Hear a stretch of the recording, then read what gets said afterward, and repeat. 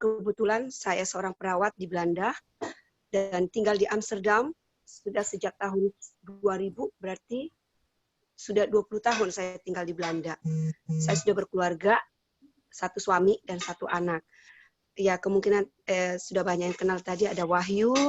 Wahyu itu satu angkatan saya waktu di Akper, di Unai. Dan tulang manik sekeluarga, mereka sudah pernah menginap di rumah kita di Amsterdam.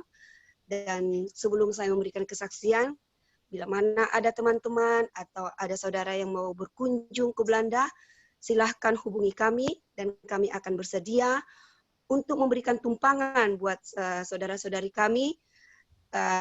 Kita tidak akan pungut biaya. Kalau sempat, kalau sempat kami akan bawa jalan-jalan.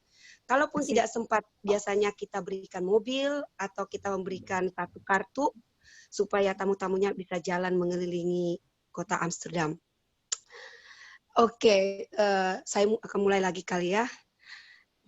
Sedikit saya mau ceritakan, saya sebenarnya kurang sehat sejak dari seminggu ini udah, tapi dari kemarin sepertinya saya sudah kena corona.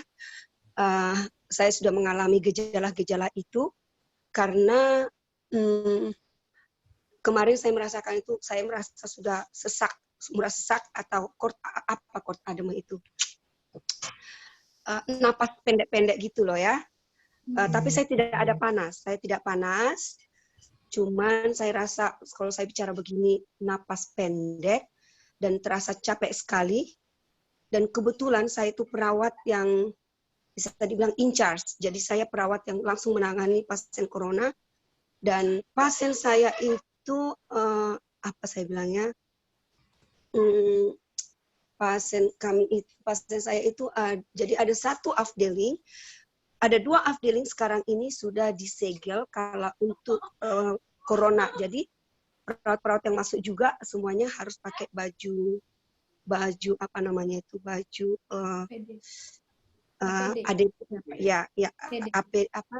APD. Pokoknya ya kita pakai baju seragamnya lah pokoknya khusus untuk itu. Nah, pasien saya tidak ada yang terkena, ada kali dalam minggu ini sudah terkena 10 orang dan satu sudah meninggal. Dan tadi malam saya masih dinas, ada 2 pasien saya sudah harus menggunakan morfin. Jadi setiap kali 4 jam tinggal menunggu matinya. Nah, dari tadi malam sepertinya aku udah kolaps karena ada banyak sebenarnya karyawan-karyawan kami yang sudah terkena corona, sudah dirumahkan. Cuman karena kekurangan tenaga kerja, kita harus berjuang. Akhirnya, tadi pagi saya bicara dengan manajer, saya ceritakan semuanya situasi dengan apa yang saya alami pada saat ini. Manajernya bilang, oke, Meliana, kamu harus di rumah. Sebenarnya saya belum boleh di rumah karena masih harus melakukan tes. Jadi besok ada tesnya jam 9 pagi tesnya dan akan keluar hasilnya itu dalam 8 jam. Jadi ya diperkirakan besok malam akan keluar hasil dari tes saya. Mudah-mudahan tidak positif corona. Kalaupun itu positif corona, saya yakin saya akan bisa fighting, saya akan bisa bertahan dengan tidak menggunakan jasa rumah sakit. Kenapa saya bilang itu? Karena saya selalu menggunakan makanan sehat, termasuk jus-jus. Kami selalu ada buah di rumah dan selalu menggunakan jus hampir dibilang setiap hari, atau makanan sehat lah. Jadi saya harus fighting sendiri. Saya dibilang takut, wah enggak juga sih, karena kan kita sudah tahu pencegahannya bagaimana, yang penting jangan pergi keluar. Suami dan anak saya itu, kalau di rumah saya tinggal pakai masker begini, tapi kalau lagi jarak begitu nggak perlu. Saya mau ceritakan, Amsterdam itu ibu kota negaranya Belanda ya, jadi Belanda itu berpendudukan sekitar 17 juta dan awal dari corona di Belanda itu ada satu tempat kecil, bukan satu daerah yang namanya daerah Brabant ya Pak ya. Daerah Brabant itu sebulan yang lalu Pak ya. Sebulan yang lalu ada menggunakan karnaval. Dan pada saat karnaval itu selesai, seminggu kemudian langsung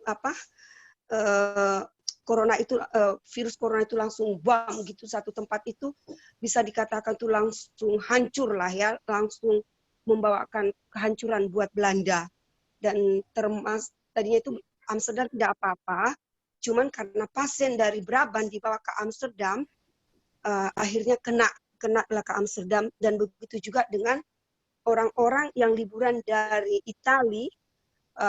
Waktu itu waktu itu 4 minggu yang lalu ada musim liburan anak-anak sekolah di sini, dan pada liburan ke Italia. Jadi dari situlah asalnya corona di sini. Dari Italia dibawa ke Belanda, dan juga yang karnaval yang ada di Brabant itu. Nah, saya mau saya mau ceritakan bagaimana per hari ini ada update-nya, rumah sakit yang positif yang sudah dites corona ada 16.627, dan sampai detik ini sudah ada pasien yang diopname di rumah sakit 6.622. Ini per hari ini jam 2:30 barusan. Dan pasien yang sudah ada meninggal 1.651 yang sudah meninggal ya. Jadi yang hari ini, berarti hari ini ada yang sudah dites positif itu 904. Dan termasuklah ini ada karyawan kami yang sudah dites hari ini ada 10 orang. Dan besok saya ada beberapa orang juga akan dites besok. Dan yang masuk hari ini ke rumah sakit karena corona ini ada 336 orang. Dan yang meninggal pada hari ini ada 164 pasien itu di rumah sakit, belum termasuk yang di rumah-rumah perawatan. Nah, itu keterangannya ya, keterangan dari rumah sakit yang saya ambil.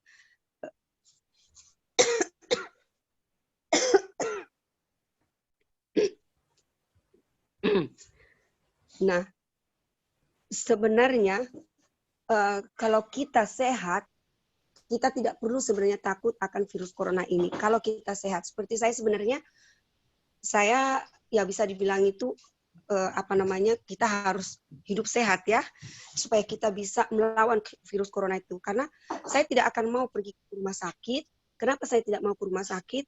Kalau saya pergi ke rumah sakit, justru saya akan menambah rasa sakit yang ada di rumah sakit. Kita tidak akan dirawat dengan maksimal di rumah sakit, tapi lebih bagus perawatannya itu kita bikin di rumah kita sendiri dengan cara mungkin kita dengan minum jahe atau dengan minum sitrung kali ya. Itu yang saya perbanyak saat ini. Dan saya itu ada buku ini. Ini buku saya selalu punya dan saya selalu ikutin jus terapi yang ada di dalam. Saya ikuti selalu. Mungkin itu yang bikin saya kuat. Dan saya yakin sebenarnya dari minggu lalu saya sudah positif. Cuman karena tidak langsung dites, di sini nggak langsung ya, karena kalau nanti semua langsung dites, tidak ada perawat yang merawat pasien. Jadi ya, karena tadi malam saya sudah kolaps, bukan kolaps sih, tapi maksudnya itu kayaknya udah rasa capek sekali. Jadi ya terpaksa harus mulai malam ini saya nggak dinas dulu, sampai menunggu hasil tesnya mungkin hari Senin paling lama udah harus keluar. Tolong didoakan supaya besok saya jam 9 akan ada tes corona dan semuanya baik-baik saja. Nah, karyawan kami yang sudah kena yang sudah dirumahkan sudah ada 10-12 orang perawat. Coba dibayangkan kalau 10-12 orang perawat sudah berarti yang dinas pagi tinggal pagi yang berdua dengan pasien 20 orang. Yang biasanya itu kita perawat itu harus ada 4-5 orang untuk merawat ya. Itu biasanya dua yang perawat, paling sedikit itu 2 atau 3 biasanya perawat, dan 2 orang itu nurse aide biasanya. Nah, yang terjun itu langsung ke pasien itu biasanya in charge-nya atau perawat, ya maksudnya itu RE-nya yang langsung ke apa yang terjun langsung. Jadi ya berharap tidak ada apa-apa buat saya. Kalaupun itu ada buat saya, dan saya yakin saya akan bisa sembuh, saya akan bisa melawannya dengan kuasa Tuhan tentunya, dan juga doa-doa saudara-saudara semuanya. Apalagi yang, oh ya, saya mau ceritakan kemarin si Julinta sudah cerita bahwa di Belanda ini sebenarnya sudah di yang fisika kita sudah jaga jarak 1,5 meter, dan anak-anak itu diliburkan ofisialnya itu sampai tanggal 28 April.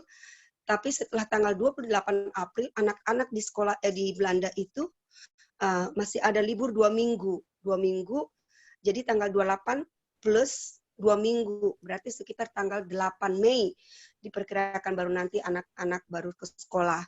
Mudah-mudahan nanti tidak ada apa-apa. Nah, di sini dibilang di sini sekarang itu ketat sekali. Sangat-sangat ketat. Sejak tanggal berapa itu yang dikeluarkan peraturan 30 ya Pak ya? 30 April kemarin, parlemennya Belanda mengeluarkan undang-undang atau peraturan yang sangat-sangat ketat supaya orang-orang di Belanda itu tidak berkeliaran ke mana-mana, termasuk kalau sudah bagus cuaca, matahari sudah bagus, biasanya orang-orang itu langsung pergi ke pantai. Begitulah 2 minggu yang lalu, kebetulan bagus cuaca di Belanda, banyak sekali orang yang pergi ke pantai. Ya maklum lah ya, di Belanda itu nggak ada matahari. Sementara matahari itu perlu sekali. Jadi orang-orang pada berjemur, pada pergi ke pantai, berjemur, bawa makanan.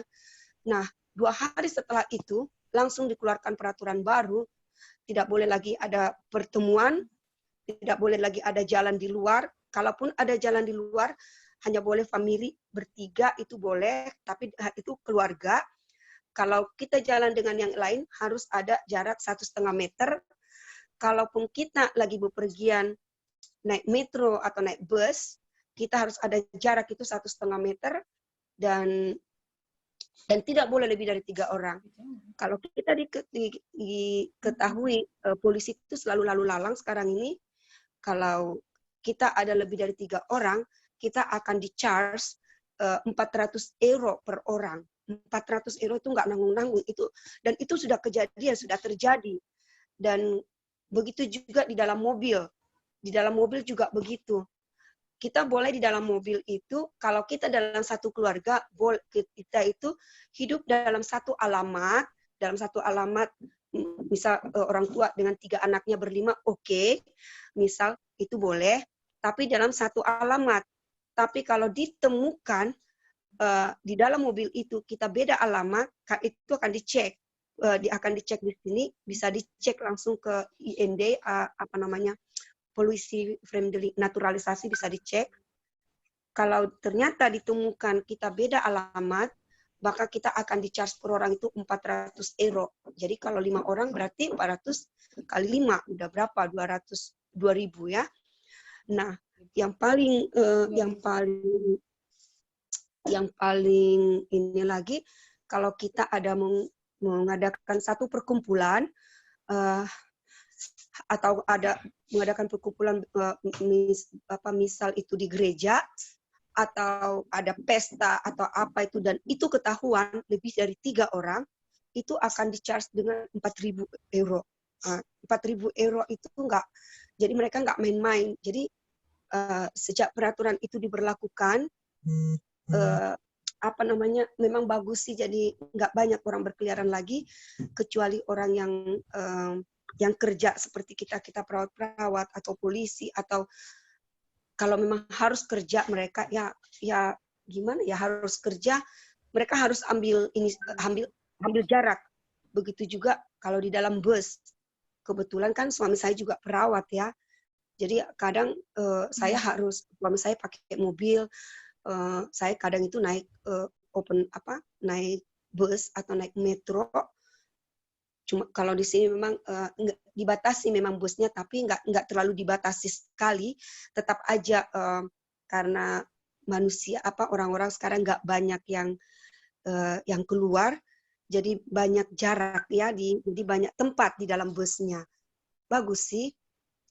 Cara penanganan lagi kalau kita masuk supermarket itu, jadi kita itu, ini aku bicara Amsterdam ya, karena polisi lalu lalang semua. Jadi kalau kita misal kalau kita misal mau belanja ke supermarket, itu kita sekarang harus bawa karece. Apa karece itu? Dorongan itu loh, yang dorongan ya, jadi itu bisa bikin jarak, setiap orang yang datang itu bikin jarak, dan tidak boleh masuk supermarket sekaligus berdua. Jadi kalau satu keluarga, mereka akan tahu ada satu karyawan dari supermarket itu akan ada di pintu atau satpam mereka. Kalau dilihat ada berdua yang masuk, berarti itu keluarga. Jadi pasti itu keluarga, dan itu tidak akan dikasih masuk dua-duanya, hanya satu boleh. Jadi dibatasi masuk ke dalam supermarketnya, nggak boleh. Kayak aku sama suamiku nggak akan boleh berdua. Nah, kalau kita sih udah ada peraturan di rumah, yang saya bikin itu selalu hanya saya yang belanja, suami saya nggak akan saya kasih. Jadi kalaupun saya terkontaminasi, hanya saya yang terkontaminasi. Dan semua apa yang saya belanjakan itu, biasanya kalau buah, saya itu langsung bawa ke dapur, masukin ke wastafel, saya cuci dengan sabun, saya cuci semua itu.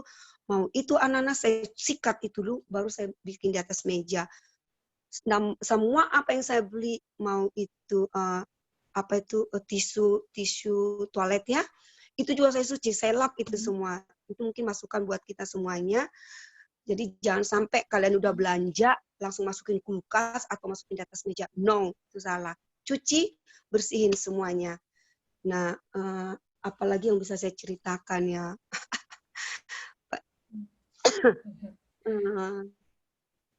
Atau ada yang mau ditanya, boleh. Kalau mau ada yang tanya, nanti saya akan cerita. Saya akan bisa jawab kali.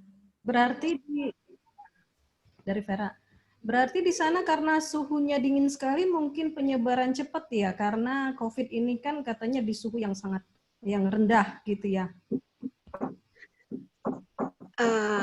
Nggak tahu ya, mungkin juga sih katanya seperti itu. Katanya makanya sekarang ini orang-orang pada senang sekali karena cuaca bagus sekali ya. Apalagi besok sampai seminggu ini bagus sekali cuaca, di atas 20 sampai 25 derajat. Itu yang ditakutkan pemerintah, makanya dikeluarkan minggu lalu tanggal 30 dikeluarkan itu undang-undang, tidak boleh keluar ke pantai, tidak boleh ada yang berjemur. Kalau kayak kami ada taman di belakang, oke, bolehlah berjemur di ruangan sendiri ya. Tapi ya orang-orang kan biasanya langsung pergi ke taman. Ya, nggak tahu juga. Mungkin juga karena suhu dingin kali ya, nggak tahu juga. Tapi cepat sekali, memang penyebarannya itu cepat sekali. Apalagi tempat kerja saya itu cepat sekali. Banyak sekali perawat-perawat yang kena di Belanda ini sekarang ini. Ya, mudah-mudahan ya, cepat sih berlalu. Ini pasien saya akan nyusul 2 lagi meninggal. Kenapa? Tapi kenapa pada tidak takut ya? Atau memang takut juga? Ya itulah, makanya orang Belanda ini sebenarnya banyak kan orang pendatang sih. Kemarin itu yang pergi ke pantai itu sebenarnya banyak kan orang-orang pendatangnya sih ya. Gimana ya, jugul kali ya. Orang Batak bilang jugul. Aduh, udah dibilang di rumah nggak mau diem gitu loh. Karena mau lihat matahari, senang-senangnya. Waktu itu sampai diusir semuanya. Diusir. Mudah-mudahan kalau besok ini nggak mungkin ada yang berani. Nah, siapa yang mau berani? 4.000 euro itu nggak nanggung-nanggung dendanya tuh. Di-charge semua itu udah kejadian, udah banyak yang kejadian. Di-charge 400 euro itu udah banyak yang kena. Ada lagi jadi kalau keluar ada denda juga? Oh ada. Enggak, kalau kayak kita keluar sih enggak apa-apa. Tapi tidak boleh kayak di halte bus gitu. Jangan sekali-sekali kita ada di situ lebih dari 3 orang. Kalaupun kita lagi nunggu bus, kita harus ambil jarak itu sampai 5 meter gitu loh. Dan itu biasanya juga bus itu nggak boleh penuh. Jadi nggak boleh kita kalau bus itu udah penuh juga, dan nggak boleh. Jadi kan harus ada di dalam bus juga, kita harus ada jarak-jaraknya. Busnya itu akan pergi, kalau dia lihat udah penuh itu busnya akan pergi. Yang walaupun harusnya dia berhenti di halte itu gitu loh. Jadi memang dijaga ketat sih di sini, seperti bus-bus supir-supirnya bus itu, jadi penumpang itu nggak ada yang bisa masuk dari depan lagi, nggak boleh. Jadi pintu depan bus itu udah disegel, itu ditutup rapat, dan itu ada kayak pelang merah gitu loh. Jadi nggak boleh sampai ke depan, itu nggak boleh. Ada satu kursi yang ditutup, itu tidak boleh mendekat ke supir gitu. Jadi dia benar-benar dijaga sih keamanannya untuk supir. Ya, kalau saya dapat corona, aku yakin dari pasien sih, dari Gimana pasien gereja kita populasi. di sana, Kak? Kalau Gereja kita di sana gimana, Kak? Ditutup? ditutup, kita tutup, tidak akan berani kan, karena kan nanti tidak akan berani karena dengan adanya butuh 4.000 per itu 4.000 itu gerejanya akan dibutuh 4.000, belum lagi perorangannya. Jadi ya nggak mungkin kita buka, makanya kita bikin ada acara. Jadi kebetulan suami saya ketua sidang Haizon, jadi suami saya selalu bikin acara tiap Sabat itu ada dia atur live streaming. Seperti hari ini kita minta tolong ada pendeta dari Indonesia yang khotbah, pendeta Sweni Tandidio, kebetulan kami kenal sekali dia. Jadi dia tadi yang live streaming, dia udah direkam di Indonesia. Terus suami saya bikin dibikin untuk live lagi gitu. Tiap Sabat. Jadi 2 Sabat yang lalu kita masih ikuti dengan Hope Channel, dan hari ini juga ya harus seperti itu supaya aktif semuanya ya. Ada lagi? Iya, Kak. Kakak sebagai perawat COVID-19 yang fighting untuk merawat pasien yang mungkin yang sekarang sakit, apa kira-kira pesan Kakak untuk sahabat-sahabat kita baik di Indonesia maupun seluruh dunia?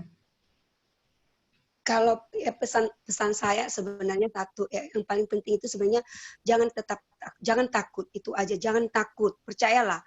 Saya dari awal juga nggak pernah takut kok, nggak pernah takut, karena kalau saya takut ya gimana ya, soalnya saya itu harus di depan, memang saya harus perawat, saya harus di depan. Kalau saya takut, justru saya akan lebih sakit lagi. Jadi jangan pernah takut, itu aja, percaya. Orang yang meninggal, pasien yang meninggal dengan corona, ingat itu. Jadi satu yang kita pegang, pasien yang meninggal dengan corona tidak ada orang yang sehat. Ingat itu. Tidak ada orang yang sehat. Semua yang meninggal itu kalaupun ada, aku yakin nggak ada. Kalau dari Belanda itu bisa dilihat itu nggak ada. Orang yang meninggal rata-rata itu umur yang sudah 70-an ke atas. Itu rata-rata orang tua yang sudah meninggal di Belanda ya. Belum ada kita lihat itu orang. Ya kalaupun ada orang yang masih muda di bawah 50, itu biasanya karena dia punya penyakit longan, paru-paru. Dia mungkin ada bronkitis atau ada pneumonia atau penyakit asma dan perokok. Nah, kalau itu sudah diserang sama virus corona, itu biasanya susah untuk diamankan, memang susah sekali untuk bertahan.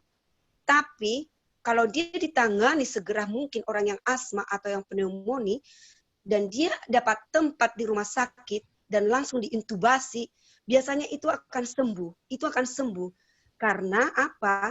Dia kan sudah ditolong dengan cara intubasi, dia sudah dapat respiratori, dia tidak perlu lagi bernapas sendiri, tapi dibantu dengan pernapasan melalui intubasi itu. Dan dan tentu dia akan dapat obat-obatan. Jadi dia akan dapat obat-obatan antibiotika untuk mengurangi dia infeksi yang ada di longan, di dia punya paru-paru. Jadi ya sebenarnya jadi kalau kalian kena atau kita kena, kayak saya kena sekarang ini, apa suami saya takut atau anak saya takut, no, kami nggak ada takut. Tapi apa? Perkuat minum jus, makan sayur-sayuran yang, kalaupun makan sayur-sayuran mentah, tapi cuci dengan bagus ya. Kalau saya biasanya langsung saya jus sih, sayur mentah itu saya jus supaya ada ada rasa. Saya bikin itu dengan ananas. Ini biasanya saya selalu ada ananas.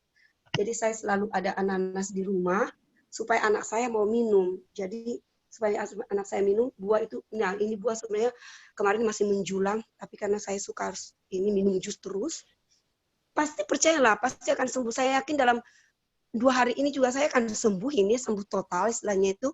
Cuman kan nggak ya untuk sementara ini sih bos saya masih suruh dua hari ini saya harus di rumah gitu.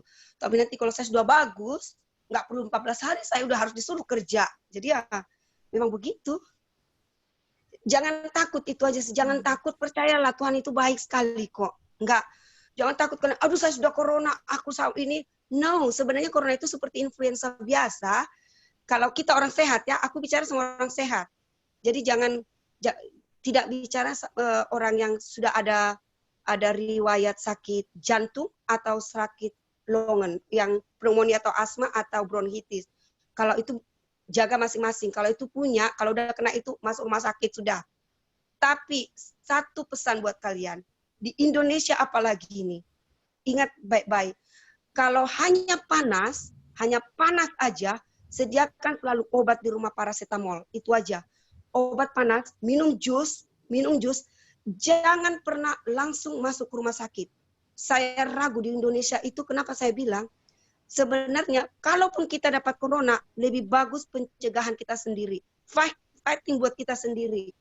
Di rumah sakit, kenapa saya bilang, di rumah sakit justru Anda tidak akan lebih sehat. Justru Anda akan lebih sakit. Di rumah sakit itu banyak penyakit. Tangan-tangan perawat itu, ingat, tangan-tangan perawat itu membawa sakit. Saya itu perawat, saya tahu banget. Walaupun kami ini cuci tangan, saya cuci ini, pakai masker, pakai ini, ingat rambut kami ini nggak diapa-apain. Rambut ini nggak ditutupin. Rambut ini akan tetap membawa kuman, akan tetap membawa apa ya, virus itu. Dan tadinya karena kalian panas, mungkin saudara-saudara saya panas, pergi ke rumah sakit, belum tentu kalian itu virus corona, terkena virus corona, belum tentu, tapi justru dapatnya di rumah sakit. Ingat, jadi saya pesankan, jangan pernah ke rumah sakit kalau Anda merasa sehat, tapi rasa menggigil, rasa panas, rasa ini, karena saya rasakan itu. Saya udah rasakan, ingat tuh dari minggu lalu sebenarnya saya sudah sakit. Tapi saya KO, ini baru tadi malam saya KO memang. Tapi se-KO-KO-nya saya tadi pagi langsung peras itu jeruk nipis, saya langsung minum jahe sampai 2 gelas saya minum jahe. Saya sudah rasa enak, walaupun saya sedikit masih sesak ya. Masih rasa sesak saya ini. Tapi saya nggak takut. Aku yakin saya nggak akan, ya gimana ya, istirahat aja aku di rumah. Gitu. Saya pakai masker kalau lagi mau dekat sama suami saya, sama anak saya pakai masker gitu loh. Karena virus corona itu, sebenarnya penularannya itu, ingat, bukan berarti kalau kita berpapasan langsung kena badan kita, langsung kita tertular. No, ingat itu. Kenapa kita jaga jarak? Kalau kita bicara atau orang itu bicara, dia telepon, akan ada percikan dari mulut kita. Itu yang akan nempel ke kita. Itu nempel mungkin ke baju kita, atau ke rambut kita, atau kemana. Tapi, kalau kita sama sehat, Anda duduk dengan orang yang sakit corona, misal saya sudah kena corona, suami saya di sana, dia nggak akan kena kalau saya tidak berhubungan dengan dia. Kalau saya pakai masker seperti ini, saya tidak akan kena. Dia nggak akan kena itu. Jadi jangan, aduh kalau udah virus corona udah seperti apa gitu. Oh no, jangan ya, please. Karena saya nggak mau lihat kalian itu ketakutan yang ini banget gitu. Karena kita sudah lama di Belanda ini, ya perawat-perawat itu gimana ya? Saya tahu perawat-perawat itu orang yang kuat sekali. Gitu loh. Ada lagi yang mau ditanya? Iya. Ya mungkin nanti disimpan pertanyaannya Kamelia. Luar biasa kesaksiannya malam ini. Terima kasih. Kita akan mendoakan Kameli secara khusus ya dalam forum ini supaya semakin pulih ya. Juga dengan keluarga supaya dijauhkan ya semua dalam keadaan yang baik. Amin. Baik, amin. selanjutnya kita akan terima kasih Kameli. Selanjutnya mari kita mendengarkan sebuah lagu pujian yang akan disampaikan oleh Saudari Gaby Haflan. Kami persilakan. Halo, selamat malam semuanya. Selamat malam. Ya, terima kasih sudah diberi kesempatan untuk melayani. Lagu yang saya bawakan judulnya Blessings dari Laura Story. Lagu ini liriknya sangat baik untuk kita dengarkan dalam keadaan-keadaan seperti ini. Mau bagaimanapun keadaan kita harus yakin bahwa semua itu adalah cara Tuhan untuk memberkati kita dan cara Tuhan untuk membuat kita lebih dekat pada Tuhan. Semoga terdengar jelas di sana ya.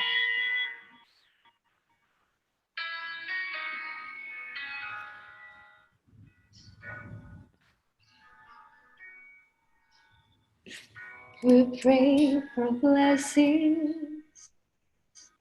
We pray for peace. Comfort for family. Protection while we sleep. We pray for healing. For prosperity. We pray for your mighty hand to ease our suffering. And all the while you hear each broken need. Yet love is way too much to give our lesser things. Cause what if your blessings comes through raindrops? What if your healing comes through tears? What if 1,000 sleepless nights are what it takes to know your need? What if trials of this life are your mercies in disguise?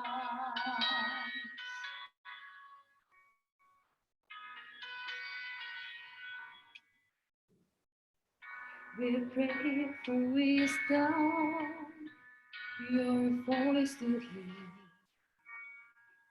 We cry in anger when we cannot feel your need. Without your goodness, without your love,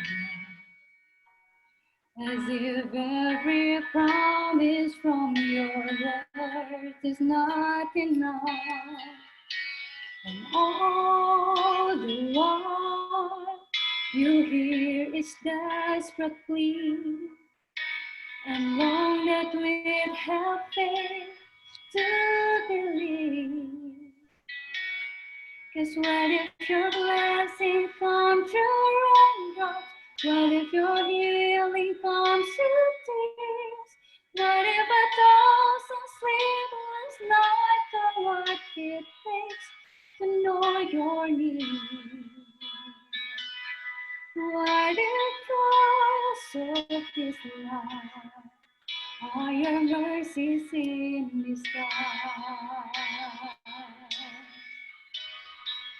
When friends betray us, when darkness seems to win, we know that prayer reminds us heart that this is not our home.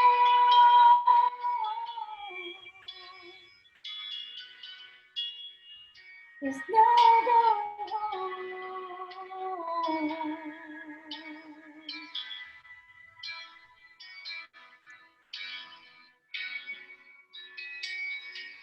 It's what if your blessing comes through raindrops?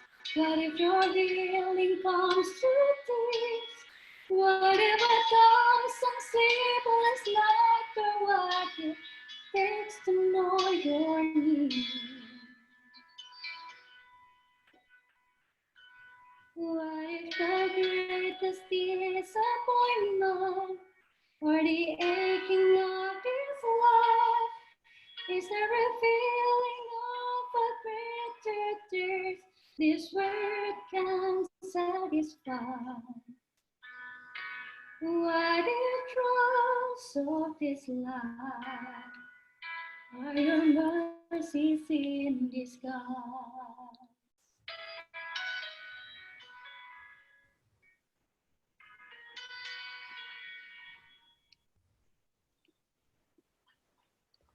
Terima kasih. Terima kasih. Terima kasih lagu pujiannya luar biasa. Melalui lagu yang indah, biarlah kita semua boleh diberi kekuatan yang baru. Semoga diberkati secara khusus Saudari Gaby dalam pujiannya, dalam pelayanannya. Baik, waktunya kita akan mendengarkan pembahasan hari ke-9 yang akan disampaikan oleh Pendeta Jimmy Haflar. Silakan Pak Pendeta. Baik, selamat malam semuanya, saudara. Halo, selamat malam. Senang boleh bersama-sama pada malam hari ini. Selamat malam. Kalau saya lihat dari ayat inti yang diberikan cukup luar biasa, hanya satu ayat. Roma pasal 13 ayat yang ke-8. Ya. Nah, Roma 13 ayat 8 ini saya tidak mau bahas hanya satu ayat. Tapi sebenarnya itu ada beberapa ayat yang menyangkut di atas dan di bawah ayat ini. Tapi saya mau ambil dari ayat 8 sampai ayat yang ke-10. Nah, ayat 8 itu terbagi dua. Kalau kita perhatikan dari Roma pasal 13 ayat 8 ini dikatakan, pertama, janganlah kamu berhutang apa-apa kepada siapapun juga. Tetapi, hendaklah kamu saling mengasihi. Poin yang kedua adalah di dalam ayat 8 ini, sebab barang siapa mengasihi sesamanya manusia, dia sudah memenuhi hukum Taurat. Nah, kalau saya melihat hal ini, makna nasihat Rasul Paulus ini luar biasa. Yang pertama ini kata berhutang, ya bukan hanya berhutang begitu saja. Halo? Ya. Oke. Kata berhutang ini bukan hanya begitu saja, tetapi bukan hutang uang di sini, tapi bagaimana kita mengasihi orang. Jadi oke lah kalau kita katakan uang, contohnya kita harus melunasi segala kewajiban terhadap semua orang kalau kita berhutang. Nah, hanya ada satu kewajiban yang tidak mungkin kita dapat lunasi sampai habis. Apa kewajiban itu? Ya kita tidak bisa lunasi sampai habis adalah kewajiban mengasihi sesama. Makanya kalimat itu dikatakan, hendaklah kamu saling mengasihi. Barang siapa mengasihi sesama, dia sudah menuruti hukum Taurat. Nah, kenapa? Sebab kasih itu, ini berbeda dengan hutang uang, setiap hari merupakan tugas baru yang tidak pernah selesai sampai tuntas. Kenapa? Karena memang tiap hari kita perlu mengasihi dan kita dikasihi. Nah, maka di sini Paulus berkata, hendaklah kamu saling mengasihi. Terus menerus. Ini tantangan. Terus menerus. Jadi saudara, kita yang telah ditebus oleh Yesus, saya ingin katakan di sini, kita sudah ditebus oleh Yesus, kita berhutang besar kepadanya. Dengan demikian, apa saya mau katakan, sebenarnya kita berhutang besar kepada Kristus, kita harus mulai melunasi. Melunasi hutang kita yang sebenarnya bersifat kekal. Kemudian kewajiban kita adalah kita harus tetap bayar terus menerus. Dan saudara, bagian kedua dari ayat yang ke-8 ini, itu menunjukkan alasan nasihat agar kita saling mengasihi terus menerus. Apa itu? Yaitu dikatakan begini, barang siapa mengasihi sesamanya, manusia, dia sudah memenuhi hukum Taurat. Nah, kata memenuhi di sini berarti melaksanakan dengan sempurna akan hukum Taurat itu. Satu-satunya hal yang membuat kita berhutang terus-menerus adalah kasih. Karena kasih Kristus itu tidak terbatas sampai hari ini kepada kita. Ya, tidak terbatas. Terus-menerus kasih Kristus itu jalan. Jadi satu-satunya hal yang membuat kita berhutang adalah kasih. Saudara, kemudian saya ingin membahas di dalam ayat yang ke-9. Kalau saudara lihat. Kemudian dikatakan gini, karena firman Tuhan, janganlah berzina, jangan membunuh, jangan mencuri, jangan mengingini, dan dikatakan firman lain manapun, ya, Dan firman lain manapun juga sudah tersimpul dalam firman ini, yaitu apa? Kasihilah sesama manusia seperti dirimu sendiri. Nah, ini ada hubungan dengan ayat yang ke-8. Kalau kita melihat ayat yang ke-8, perhatikan di sini, firman lain manapun juga. Jadi semua itu tersimpul dalam satu firman, yaitu apa? Kasihilah sesamamu manusia seperti dirimu sendiri. Kemudian saya ingin kita melihat ayat yang ke-10. Tadi sudah 2 ya, kasih. Nah, ayat 10 katakan begini. Kasih tidak berbuat jahat. Kasih tidak berbuat jahat terhadap siapa? Sesama manusia. Karena apa? Kasih adalah kegenapan hukum Taurat. Nah, kebenaran adalah kasih. Dan kasih adalah terang dan kehidupan Allah. Nah, kebenaran Allah diwujudkan di dalam Kristus. Sekali lagi, kebenaran Allah diwujudkan dalam Kristus. Karena apa? Kebenaran adalah apa? Kebenaran adalah kasih. Nah, kita menerima kebenaran dengan menerima Kristus di dalam kehidupan kita. Jadi kalau kita terima Kristus di dalam kehidupan kita, kita menerima kebenaran. Kemudian dikatakan, satu kutipan, saya ingin sampaikan kepada kita bahwa di dalam Mount of Blessing halaman 18 dikatakan begini. Bukan dengan perjuangan yang menyakitkan atau kerja keras yang melelahkan. Sebab bukan karena pemberian atau pengorbanan adalah kebenaran diperoleh. Tetapi itu diberikan secara gratis kepada setiap jiwa. Sekali diberikan secara gratis kepada setiap jiwa yang lapar dan haus untuk menerimanya. Ya saudara, luar biasa kalimat kutipan hamba Tuhan di Mount of Blessing, halaman 18. Bukan dengan perjuangan yang menyakitkan atau kerja keras yang melelahkan. Bukan dengan pemberian atau pengorbanan kita terima kebenaran. Tetapi itu diberikan dengan gratis, cuma-cuma kepada setiap orang yang haus dan lapar yang bisa menerima.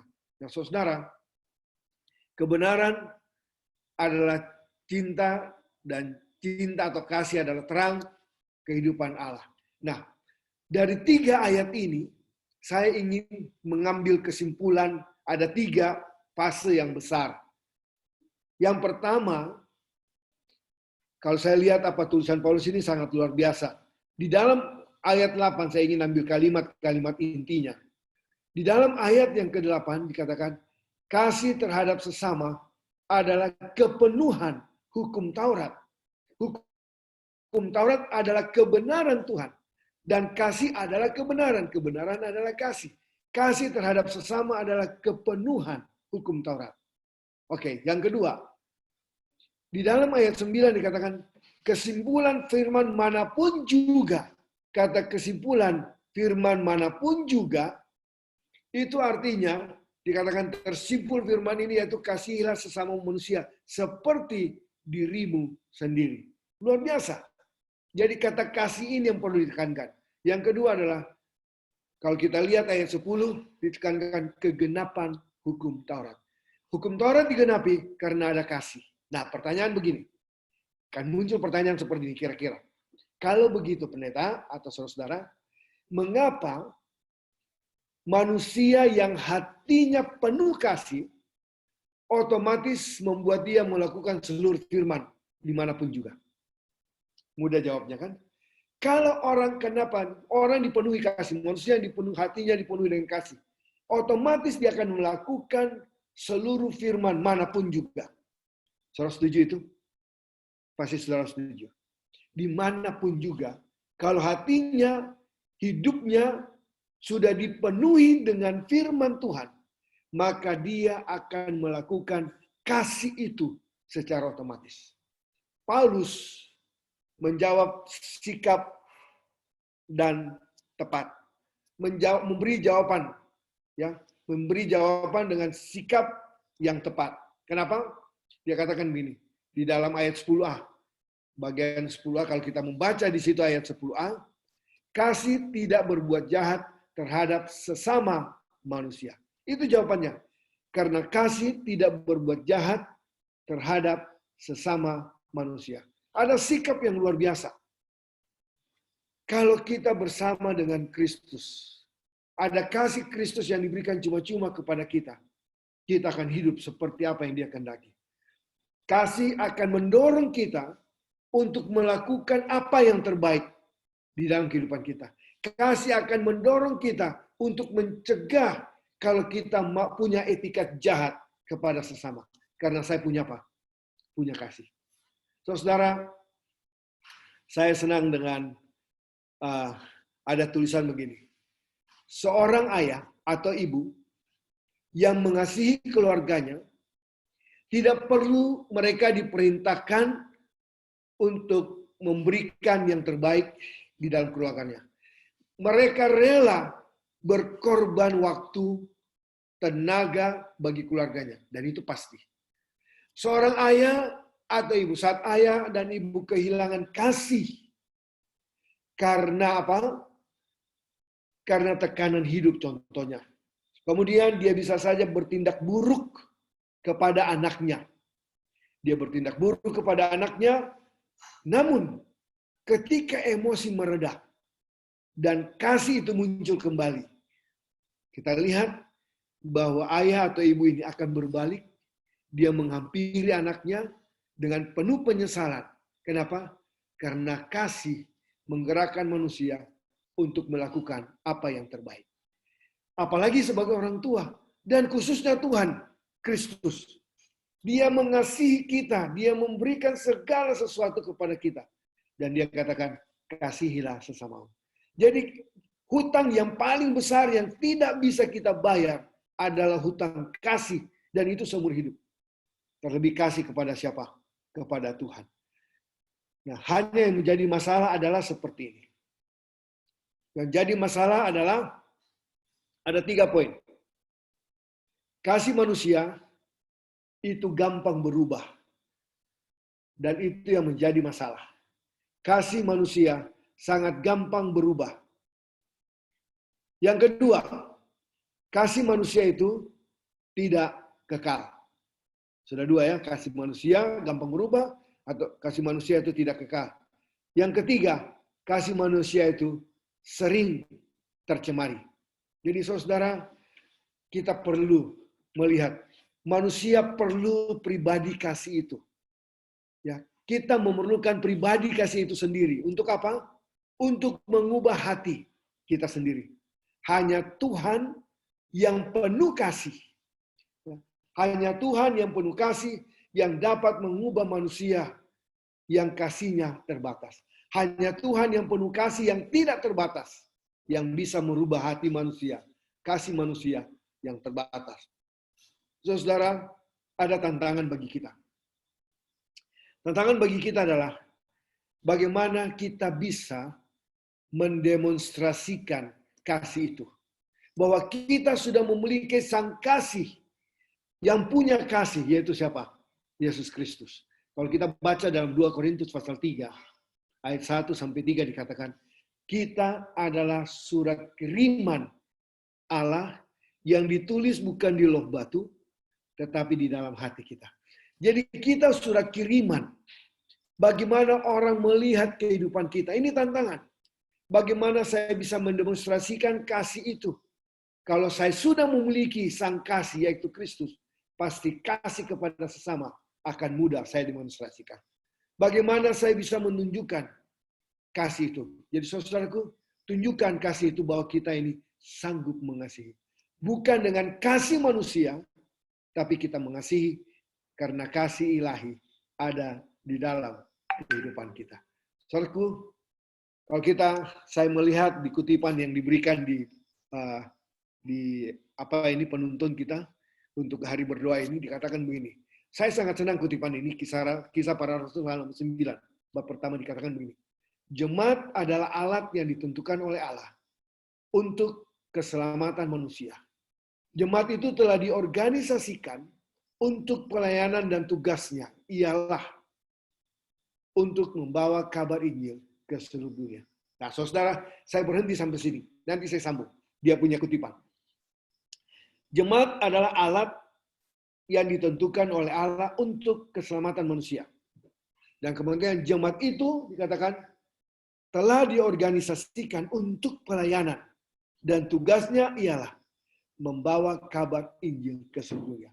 Saudaraku yang kekasih dalam Tuhan, kalau saja kita punya kasih kepada sesama, sebagaimana Kristus mengasihi kita dengan kasih yang tidak terbatas, dan kita sudah menerima Dia, maka kita harus demonstrasikan itu dengan membawa orang datang kepada Tuhan. Dikatakan sidangnya, bagian kedua dikatakan, dari mulanya telah menjadi rencana Allah bahwa melalui sidangnya akan dipantulkan kepada dunia kepenuhannya dan kecukupannya. Saudaraku yang kekasih dalam Tuhan, kita perlu membawa kabar Injil kepada mereka. Kalau kita mengasihi mereka, maka kabar Injil ini kita akan sampaikan kepada mereka. Kalau kita mengasihi mereka, kita umat-umat Tuhan, kita perlu demonstrasikan, maka kita akan pantulkan kepada dunia kepenuhan Tuhan dan kecukupan daripada Tuhan. Saudaraku yang kekasih dalam Tuhan, dikatakan anggota-anggota jemaat atau jemaat, yaitu mereka yang telah dipanggil oleh Tuhan. Jemaat itu adalah tempat penyimpanan kekayaan anugerah Kristus, dan melalui sidangnya dikatakan itu akhirnya akan dinyatakan bahwa kepada pemerintah-pemerintah dan penguasa-penguasa dunia, pertunjukan yang terakhir dan sepenuhnya dari kasih Allah untuk keselamatan manusia. Luar biasa. Ada banyak orang yang perlu kita tunjukkan kasih itu. Saya sudah menerima dari sang kasih itu, dan kita perlu demonstrasikan kasih itu. Saya ingin menceritakan satu ilustrasi pendek kepada kita. Ada satu ilustrasi yang luar biasa. Ini seorang suami istri yang sudah lama menikah. Sudah puluhan tahun menikah. Dan di dalam rumah tangga mereka, sering sekali terjadi konflik. Satu dengan yang lain. Satu kali suaminya masih tempat kerja, istrinya, mereka tidak punya anak. Nah, istrinya ngidam pisang goreng. Ngidam pisang goreng, ya. Dia pingin pisang goreng. Kemudian dia bikin pisang goreng. Pada saat sementara dia makan pisang goreng, suaminya pulang kerja. Dan pisang goreng itu hanya tinggal satu di atas piring. Hanya sisa satu pisang goreng di atas piring. Suaminya yang sudah pulang kerja, dia lapar, dan dia kepingin makan pisang goreng yang dibuat istrinya. Dan dia bertanya kepada istrinya, sangat sopan. Dia tidak hanya ambil, tapi dia bertanya kepada istrinya. Dia katakan begini, istriku, bolehkah saya minta pisang gorengnya? Kemudian pada waktu dia katakan, istrinya katakan begini, ada tertulis. Dia katakan begini, istriku bolehkah saya minta pisang gorengnya? Dan dia katakan, ada tertulis, kasihilah sesamamu seperti dirimu sendiri. Bapak ini pakai ayat. Kemudian istrinya juga pakai ayat. Dia katakan, Pak, goreng sendiri pisangnya. Kemudian dia pakai ayat lagi. Hai pemalas, pergilah kepada semut dan belajarlah kepadanya. Kemudian dijawab oleh suaminya. Dijawab begini, apa yang kamu kehendaki orang perbuat kepadamu, perbuat juga demikian kepada mereka. Istri yang menjawab, manusia bukan hanya hidup dari roti saja. Kemudian suaminya katakan begini. Dijawab lagi. Suaminya katakan begini. Mintalah, maka engkau akan mendapat. Dengan kesal, istrinya katakan kepada suaminya, ya sudah, ini ambil. Ini buat papa. Kemudian satu kalimat keluar, ayat yang keluar. Pergilah dan jangan berbuat dosa lagi. Nah saudara, kita lihat di sini. Kasih sudah puluhan tahun menikah. Tapi belum ada di dalam kehidupan rumah tangga mereka. Apa aplikasinya? Saudaraku, kita tahu banyak firman Tuhan. Tapi kita tidak hidupkan firman itu. Kita masih hidup dalam kebiasaan kita yang lama. Kita belum hidupkan kasih itu di dalam kehidupan kita. Kasih itu adalah hukum yang artinya keharusan, kewajiban kita lakukan. Orang percaya tidak bebas berbuat seenaknya. Kenapa? Dia tidak bebas bersikap egois. Apalagi mendesak sesamanya. Tidak bebas. Dia bebas mengasihi, tapi bukan bersikap egois atau mendesak sesamanya. Hukum adalah kasih, sekali lagi. Hukum kasih itu dilaksanakan bukan karena takut akan sanksi. Ini yang perlu kita tegasi. Hukum kasih dilaksanakan bukan kita takut akibatnya, bukan kita takut karena sanksinya, ya, bukan juga karena mengharapkan pahala kita melakukan itu. Pelaksanaan tidak menciptakan sikap eksklusif. Sekali lagi, pelaksanaan kasih tidak menciptakan sikap eksklusif. Apa artinya? Hanya aku dan kelompokku yang berhak menerima kasih Allah. Itu yang eksklusif. Tetapi pelaksanaan kasih itu adalah bersifat inklusif. Artinya kasih itu kupancarkan kepada semua orang, kepada siapa saja yang mau menerima pemberian kasih itu. Saudaraku, satu tantangan, mari kita tunjukkan kasih ilahi pada keluarga kita.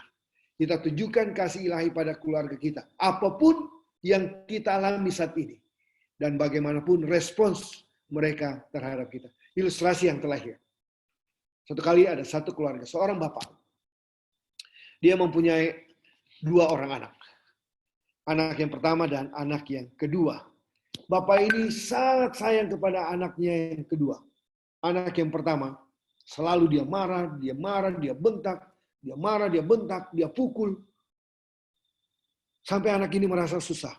Dan satu kali, anak ini melihat pada saat bapaknya marah, dia juga sempat memukul ibu. Sampai anak ini sedih banget. Kenapa bapak ini seperti ini? Dan satu hal yang tidak disangka, setelah lewat beberapa waktu, tiba-tiba bapak ini meminta untuk dibaptis. Melihat kebenaran Tuhan melalui anak dan istri. Dia minta dibaptis, dan sebelum dibaptis, dia coba datang kepada anaknya. Kemudian dia katakan, dia peluk anaknya. Kemudian katakan, nak, maafkan saya. Selama ini papa selalu salah. Papa selalu memukul dan marah kepada kamu. Maafkan. Doakan papa supaya papa tidak lakukan. Setelah papanya dibaptis, menerima Kristus, semua berjalan begitu baik. Anak ini merasa kasih itu lebih luar biasa. Kasih bapaknya sangat luar biasa. Karena bapaknya sudah mengasihi siapa? Kristus. Pada waktu ditanya anak ini, mengapa bisa terjadi seperti itu? Satu jawaban dari anak adalah karena kasih Kristus sudah ada di dalam diri Papa. Saudaraku yang kekasih dalam Tuhan, kasih Kristus harus nyata di dalam kehidupan kita. Kalau saya kembali kepada ayat 8 katakan, janganlah kamu berhutang apa-apa kepada siapapun juga, tetapi hendaklah kamu saling mengasihi. Saudara-saudaraku, kalau kata berhutang di sini, kewajiban yang ada kita harus bayar kepada semua orang. Orang percaya yang punya berkat, berikan saja, jangan berikan hutang. Berikan, tolong orang lain, kasih itu. Mengasihi kita menolong orang lain. Jangan, oh ya kamu hutang ini. Padahal kita sanggup memberikan. Berikanlah kasih itu kepada orang-orang ini. Sebab apa dikatakan, barang siapa mengasihi sesamanya, dia sudah memenuhi hukum Taurat. Saudaraku yang kekasih dalam Tuhan, menjadi pertanyaan. Beranikah saya dan saudara? Beranikah kita menerima tantangan ini? Menunjukkan kasih kita kepada keluarga, kepada sesama kita, apapun yang kita alami. Dan bagaimanapun respons yang mereka berikan kepada kita. Kasih akan mendorong kita melakukan yang terbaik. Sekali lagi, biarlah kasih mendorong kita untuk melakukan apa yang terbaik di dalam kehidupan kita.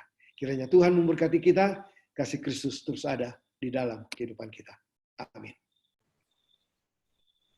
Amin. Terima kasih kepada Pak Pendeta Jimmy Haflar. Kita sudah diberikan berkat yang luar biasa malam hari ini melalui firman Tuhan. Bagaimana kita diwajibkan untuk menjadi saluran berkat kasih daripada Kristus.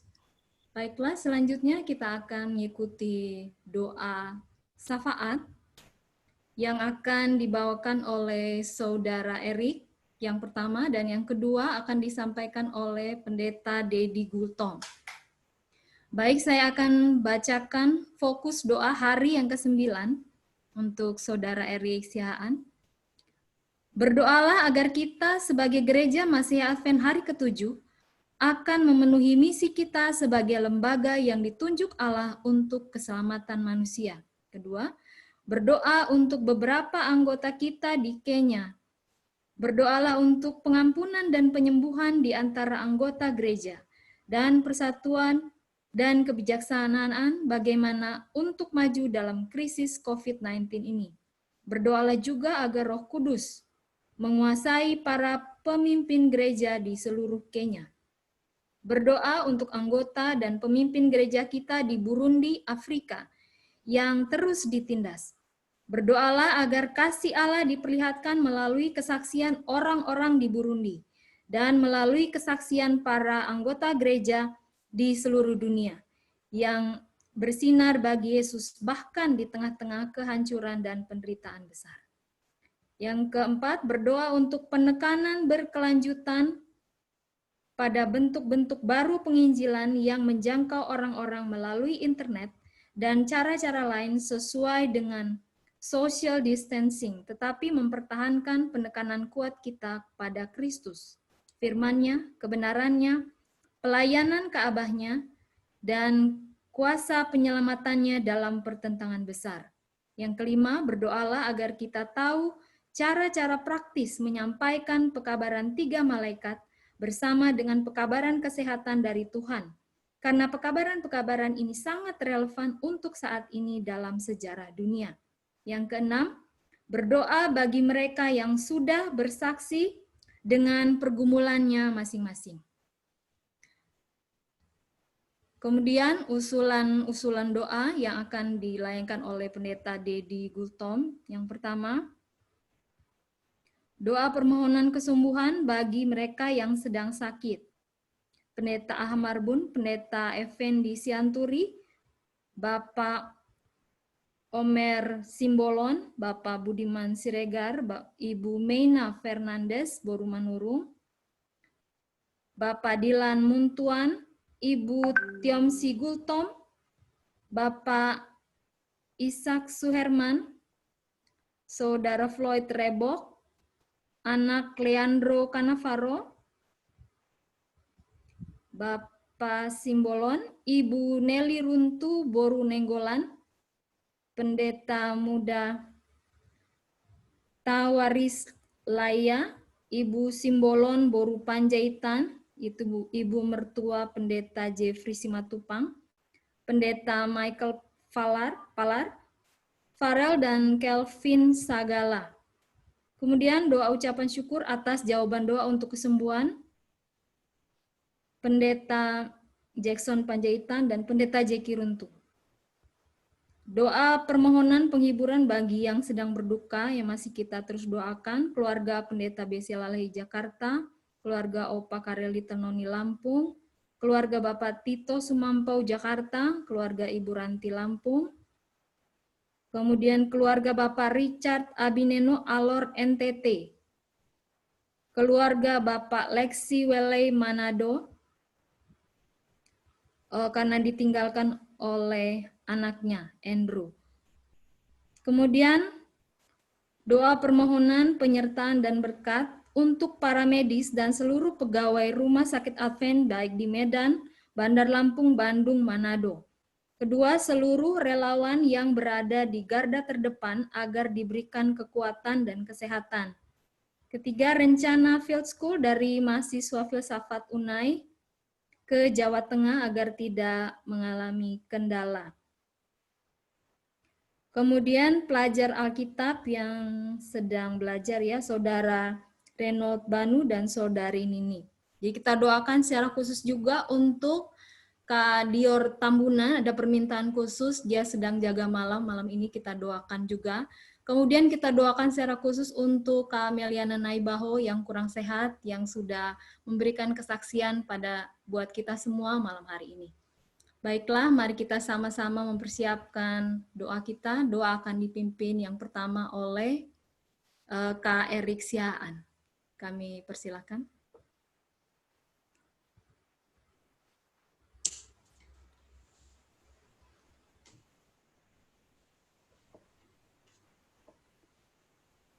Kak Erik. Baik, selamat malam, Kak. Ya. Oke, kedengaran semua? Oke. Oke, kita berdoa.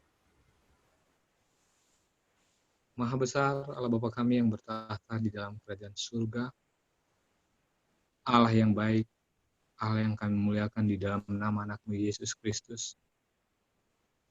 Pada malam hari ini Tuhan, kami anak-anak Tuhan dari berbagai tempat boleh bersekutu pada malam hari ini dalam ibadah 100 hari berdoa. Kami rindu menghampiri Tuhan, kami rindu untuk mendengarkan firman Tuhan, bagaimana Tuhan bersabda melalui kami, supaya kami boleh mengerti Tuhan apa yang Engkau kehendaki kami lakukan dalam hidup kami. Tapi sebelumnya Bapa, kami datang memohon ampun untuk segala dosa pelanggaran kami. Hal-hal yang kami pikirkan yang tidak berkenan di hadapan Tuhan. Hal-hal yang kami rencanakan yang tidak berkenan di hadapan Tuhan. Kami rindu Tuhan mengampuni kami, agar kami boleh diampuni, dilayakkan khususnya pada malam hari ini, menghampiri hadirat Tuhan yang kudus, untuk memohon beberapa hal di dalam kehidupan kami, di dalam kehidupan umat-umat Tuhan. Bapa di surga, kami berdoa pada malam hari ini secara khusus, sebagaimana yang sudah disampaikan Tuhan, ada beberapa hal yang kami doakan. Di antaranya Bapak, biarlah Engkau memberkati lembaga Tuhan, ataupun organisasi kami Tuhan. Di dalam semua rencana program yang dilakukan untuk menyampaikan pekabaran Tuhan kepada umat-umat di dunia ini yang belum mengenal kebenaran Tuhan. Biarlah Tuhan, Engkau mengurapi mereka dengan Roh Kudus Tuhan berlipat kali ganda. Supaya apa yang direncanakan, program yang dibuat, hanya semata-mata untuk menceritakan kabar baik Yesus kepada semua orang di muka bumi ini. Kami juga berdoa Tuhan bagi saudara kami yang ada di Kenya. Biarlah Tuhan memberkati mereka dengan keadaan penyakit sampar yang sementara terjadi. Kami rindu Tuhan juga mengurapi pimpinan-pimpinan kami yang ada di sana, supaya mereka Tuhan diurapi oleh Roh Kudus Tuhan untuk boleh memberikan kebijakan yang baik untuk keselamatan umat-umat Tuhan yang ada di Kenya. Kami juga berdoa Tuhan pada malam hari ini untuk saudara-saudara kami yang ada di Afrika, di mana mereka Tuhan boleh tertindas saat ini di dalam pekabaran kebenaran Tuhan. Kami rindu Tuhan, sebagaimana Engkau memberkati umat-Mu, umat Israel ketika itu. Dengan kuasa yang sama, Engkau melindungi saudara-saudara kami yang ada di Afrika ketika mereka mengabarkan kebenaran Tuhan kepada masyarakat di sekitar mereka. Dan menjauhkan mereka Tuhan dari segala mara bahaya. Dan terlebih Tuhan, biarlah melalui Roh Kudus-Mu, mereka semakin percaya, semakin setia, sekalipun ada banyak tekanan yang mereka hadapi saat ini, Bapak, untuk pekabaran firman Tuhan. Kami rindu Engkau menyertai, memberkati, melindungi mereka, bahkan menjagai mereka daripada niat-niat orang jahat yang bahkan ingin membunuh mereka. Kami rindu Tuhan, Engkau memberkati anak-anak mereka, supaya mereka dikuatkan juga dengan keadaan ini. Bapa di surga, kami juga berdoa untuk segala sesuatu hal yang kami lakukan, seperti malam hari ini. Penginjilan ataupun ibadah-ibadah yang kami lakukan oleh karena kami tidak boleh berkumpul. Biarlah Tuhan memberikan hikmat-hikmat dari surga, boleh menjadi bagian kami semua, terlebih anak-anak Tuhan yang ngambil bagian pada saat ini, yang terkait dalam pelayanan ini. Hikmat Tuhan boleh menjadi bagian mereka, sehingga mereka dipenuhi hikmat yang baik, yang bersumber daripada Tuhan, sehingga kami ketika pun kami tidak boleh bergabung beribadah, tapi kami dengan acara-acara yang kami lakukan seperti sekarang ini, kami boleh menyatukan hati dan pikiran kami untuk memuji memuliakan nama Tuhan, terlebih mengabarkan kasih Tuhan, sebagaimana firman-Mu tadi, kami ajarkan, kami lakukan kepada orang lain, dan orang lain memuji, memuliakan nama Tuhan. Dan juga kami berdoa Tuhan, untuk teman-teman kami yang sudah memberikan kesaksian, di mana mereka Tuhan harus menjadi orang-orang di garda paling depan, di dalam menghadapi penyakit sampar yang sementara terjadi. Kami rindu Tuhan, Engkau memberkati mereka, menaungi mereka, menjauhkan mereka dari penyakit sampar. Dan bahkan ketika mereka terpapar oleh penyakit ini, kami rindu Tuhan boleh memberikan kesembuhan, memulihkan keadaan mereka sebagaimana sebelumnya Tuhan mereka sehat. Bapa di surga, kami juga mendoakan anak-anak mereka. Karena oleh beberapa hal, mereka harus terhalang dengan kasih sayang mereka kepada anak-anak mereka. Oleh sebab itu kami rindu Tuhan, Engkau memberikan sukacita pengharapan bagi keluarganya, suami, istri, anak-anaknya, supaya mereka juga tetap percaya bahwa sementara ini keluarga mereka juga sedang mengikuti ajaran Tuhan, memberikan pelayanan kepada orang-orang yang membutuhkan. Bapa di surga, kami rindu Tuhan selalu menyertai seluruh umat-umat Tuhan, khususnya kami di daerah Indonesia ini dengan penyakit yang keadaan sekarang semakin berkembang. Tapi kami akan percaya Tuhan akan mujizat Tuhan, perlindungan Tuhan, sebagaimana firman-Mu, Engkau akan mengirimkan malaikat-Mu, melindungi kami, membantu kami, agar terhindar dari penyakit ini. Dan terima kasih Bapa di surga untuk Engkau selalu menyertai kami. Dan kami rasakan hingga pada saat ini Bapa, sukacita penuh di dalam kehidupan kami boleh masih bersekutu memuji muliakan nama Tuhan, sekalipun dengan keadaan yang sekarang ini. Terima kasih Bapa di surga untuk beberapa hal yang sudah kami mohonkan. Kami rindu Tuhan mendengar, bahkan menjawab doa kami ini. Dan kami boleh bersukacita oleh karena jawaban Tuhan di dalam doa-doa yang sudah kami layangkan. Kami puji muliakan nama Tuhan di atas semuanya ini, kehendak Tuhan yang jadi, bukan kehendak kami. Kami berdoa di dalam nama anak-Mu, Yesus Kristus, Tuhan dan Juru Selamat kami. Amin. Bapa kami yang di surga, pada saat ini Tuhan untuk menyambung doa hamba-Mu, kembali kami sampaikan pujian kami kepadamu ya Tuhan. Oleh karena Engkaulah Allah kami yang besar. Jika Engkau berkehendak ya Tuhan, untuk memberikan jawaban doa bagi semua doa-doa yang telah disampaikan dan yang akan kami sampaikan, itu adalah hal yang mudah bagimu Tuhan. Untuk itu Tuhan kami juga bersyukur malam hari ini boleh bertemu bersama-sama umat Tuhan di dalam doa online ini. Semuanya Tuhan oleh karena kemurahan Tuhan. Kami kembali memohon kemurahan Tuhan untuk hamba Tuhan yang Tuhan sudah pilihkan sebagai perpanjangan lidah Tuhan, untuk Pendeta Jimmy Haflar dan Saudari Gaby, Ibu Meli yang telah juga memberikan kesaksian. Biarlah semua yang disampaikan Tuhan menguatkan iman kami, mengingatkan kami untuk lebih bersedia, karena Tuhan tidak akan lama lagi datang. Kami memohon berkat khusus Tuhan, berdoa dengan sungguh-sungguh menyatukan hati kami, memohon kesembuhan untuk Pendeta Aha Marbun, Pendeta Effendi Sianturi, Bapak Omer Simbolon, Bapak Budiman Siregar, Ibu Mena Fernandes Borumanurung, Bapak Dilan Muntuan, Ibu Tiomai Gultom, Bapak Ishak Suherman, Floyd Rebo, anak Leandro Kanfaro, anak dari Bapak Simbol Banjarnahor, Ibu Nelly Runtu Borunenggolan, Pendeta Muda Tawaris Laya, Ibu Simbolon Boru Panjaitan, mertua Pendeta Jeffrey Simatupang, Pendeta Michael Palar, Farel dan Kevin Sagala, anak dari Pendeta Valmer Sagala. Bapa kami yang di surga, Engkau yang menciptakan kami manusia ini Tuhan. Dari tangan-Mu lah kami Engkau jadikan. Sebab itu Tuhan kami yakin Engkau lebih mengerti keadaan tubuh daripada umat-umat Tuhan ini.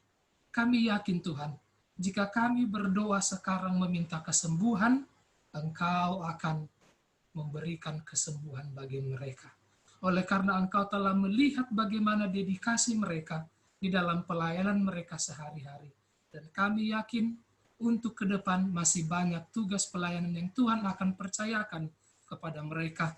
Dan kami yakin Tuhan tidak akan biarkan mereka, tetapi akan segera mengangkat sakit penyakit mereka, membuang jauh-jauh, dan ke depannya mereka akan terus sehat. Kami sampaikan juga doa syukur ya Tuhan, atas kesembuhan hamba Tuhan Pendeta Jackson Pandaitan dan Pendeta Jeki Runtuh. Tuhan telah melihat bagaimana mereka memberikan tenaga mereka, apa yang mereka punya dengan sekuat-kuatnya.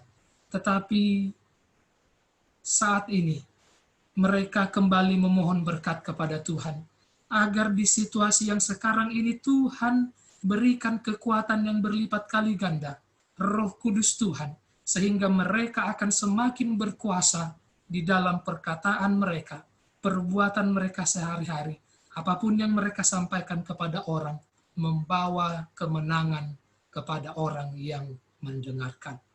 Kami juga memohonkan doa khusus untuk penghiburan keluarga umat Tuhan yang berduka. Keluarga Pendeta Besi Lalahi yang di Jakarta. Keluarga Opa Karel Little Noni yang ada di Bandar Lampung. Keluarga Bapak Tito Sumampau di Jakarta. Keluarga Ibu Ranti di Lampung. Keluarga Bapak Richard Abineno Alor di NTT. Keluarga Bapak Lexi Wele di Manado yang kehilangan anaknya, ya Tuhan. Bapa di surga, terkadang ketika orang lain yang berduka, kami begitu hebatnya boleh menyampaikan kata-kata penghiburan. Tetapi ketika hal itu terjadi pada diri kami masing-masing, semua yang di pikiran kami terkadang hilang, ya Tuhan. Mungkin itu juga yang dirasakan oleh hamba-hamba Tuhan ini. Untuk itu kami datang kepada Tuhan. Tuhanlah yang mengingatkan mereka. Tuhanlah yang kembali mengingatkan kuasa Tuhan yang telah menyertai mereka dan janji-janji Tuhan yang akan datang. Kami yakin Tuhan, penghiburan yang sejati Tuhan akan berikan, bahkan semangat mereka akan terus lebih berkobar dan kebahagiaan yang lebih besar Tuhan akan gantikan, bahkan kebahagiaan itu lebih besar dari hari-hari yang sudah mereka lalui. Kami juga memohon doa berkat dan penyertaan, ya Tuhan.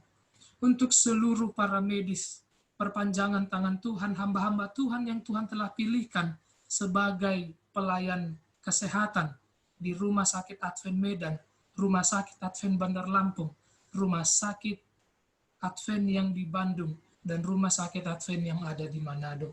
Kami percaya Tuhan, semua orang yang bekerja, yang melayani di rumah sakit ini, tidak ada yang kebetulan. Tapi Tuhan sudah khusus pilihkan menjadi pelayan-pelayan Tuhan. Kami yakin Tuhan tidak akan biarkan. Tuhan yang akan membentengi mereka ketika bertemu dengan semua pasien. Mereka tidak akan terjangkit penyakit manapun. Bahkan mereka akan tetap sehat, akan lebih sehat, sehingga mereka akan menjadi pelayan-pelayan yang lebih tangguh untuk terus menjalankan pelayanan mereka. Kami juga berdoa untuk semua relawan yang berada di garda terdepan agar diberikan kekuatan dan kesehatan. Kami yakin Tuhan, untuk semua yang ada menjadi pelayan, yang ada menjadi garda terdepan, kami yakin di depan mereka Tuhanlah yang juga menjadi garda terdepan mereka. Sehingga ketika mereka melakukan pelayanan mereka, tidak akan pernah gagal. Semuanya berhasil oleh karena Tuhan yang bekerja bersama dengan mereka. Kami juga berdoakan untuk hamba Tuhan, mahasiswa kependetaan UNAI Filsafat Carlos Marbun, yang akan melakukan field school ke Jawa Tengah. Bapa di surga, ketika hamba Tuhan ini berkomitmen melayani, kami yakin Tuhan akan bukakan jalan, memperlengkapi dia, sehingga dia boleh dipersiapkan menjadi pelayan-pelayan yang luar biasa di kemudian hari sebagai generasi penerus hamba Tuhan yang sudah ada sekarang. Kami doakan juga pelajar Alkitab Saudara Renold Banu dan Saudari Ninik di Jemaat Tambang Besi. Di situasi yang sekarang ini Tuhan melihat keseriusan mereka. Mereka mengkhususkan waktu mereka untuk belajar firman Tuhan karena mereka yakin ini adalah kebutuhan terbesar mereka. Kami yakin seperti dulu Timotius, Tuhan juga akan kirimkan Roh Kudus yang mengajari mereka sehingga mereka akan mengambil keputusan menerima Engkau sebagai juru selamat pribadi mereka. Kami doakan khusus juga Tuhan, untuk kurang lebih 36 peserta dalam doa online ini. Sekiranya Tuhan, ada doa-doa daripada mereka yang mereka tidak sampaikan kepada hamba-Mu, tapi Engkau tahu apa yang menjadi kebutuhan dan kerinduan mereka Tuhan. Kami memohon kemurahan Tuhan dengan sungguh-sungguh. Tuhanlah yang memberikan jawaban doa, mukjizat kepada mereka, sehingga mereka akan merasakan dan melihat kasih Kristus begitu nyata dalam kehidupan mereka. Dan sekiranya ada pergumulan di dalam kehidupan mereka Tuhan, pergumulan di dalam pekerjaan, keluarga, jemaat, atau di pergumulan yang manapun, kami memohon Tuhan menyertai, sehingga pergumulan itu dilalui, boleh itu semuanya memurnikan iman mereka dan mengingatkan Tuhan tidak akan datang, tidak akan lama lagi datang, dan kami didapati setia.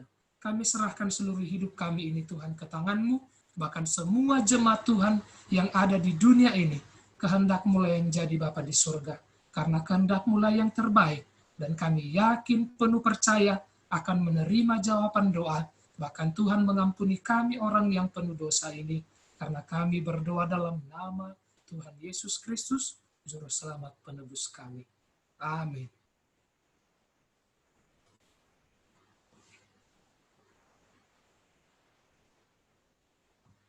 Siaan yang sudah memimpin kita di dalam doa syafaat. Kita sudah sampai, saudaraku, di ujung acara malam hari ini. Kiranya apa yang sudah disampaikan akan menguatkan iman percaya kita masing-masing. Sebelumnya kita akan mengikuti doa tutup yang akan dilayangkan oleh Pak Pendeta Jimmy Haflar. Kami persilakan Pak Pendeta. Berdoa bersama-sama. Bapa di surga, Bapa yang penuh kasih, saat ini Tuhan kami berterima kasih karena kesempatan untuk menaikkan permohonan melalui doa, menaikkan pujian, dan juga mendengarkan firman-Mu. Ajar kami untuk memberikan yang terbaik, memberikan contoh kasih Tuhan di dalam kehidupan kami. Dan biarlah kasih Tuhan terus mengalir dari hidup kami kepada sesama kami. Dan biarlah Tuhan jadikan kami alat-Mu dimanapun kami berada, untuk membawa orang datang kepada Tuhan. Bersamalah dengan umat-umat Tuhan, komunitas yang berdoa pada malam hari ini.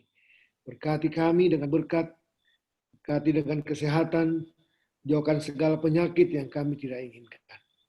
Kami serahkan hidup kami apabila kami istirahat malam ini, bersama dengan kami bangunkan dengan tubuh yang sehat, kami dapat memuliakan, membesarkan nama Tuhan, kami dapat melakukan kembali aktivitas kami.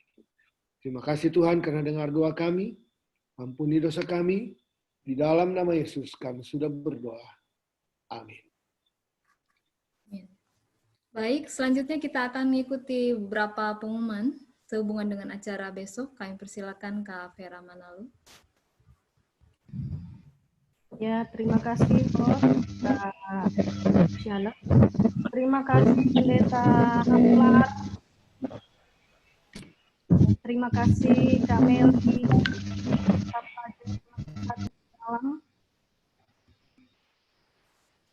Pembicara kita besok adalah Pendeta Panahatan Sitorus. Dan yang akan memberi kesaksian adalah perawat COVID-19 di Wisma Atlet, Saudari Piliana. Saudari Piliana.